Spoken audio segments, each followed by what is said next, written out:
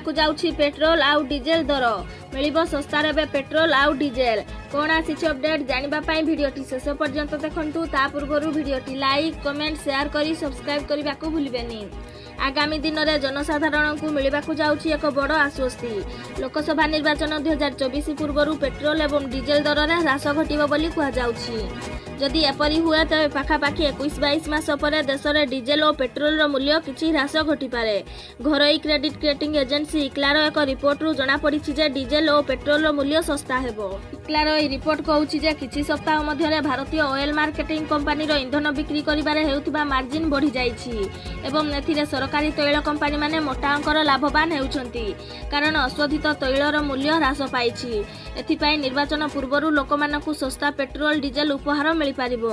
Group head तथा corporate क्रेटिम वरिष्ठ उपसभापति गिरीश कुमार कादम कहिसंती जे आईसीआरआर आकलन अनुसार तैल बजार कंपनी गुड़िक पेट्रोल प्रति लिटर पिछा 11 टंका एवं डीजेल उपरे लिटर पिछा 6 टंका लाभ करुछंती।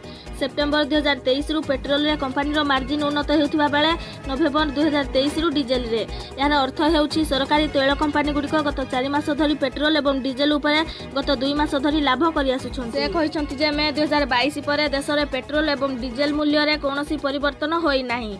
एभली परिस्थिति रे जदि अशोधित तेलर मूल्य स्थिर रहे तेबे पेट्रोल एवं डीजेल खुचुरा मूल्यर ह्रास हेबार सुजोग थाइपारे।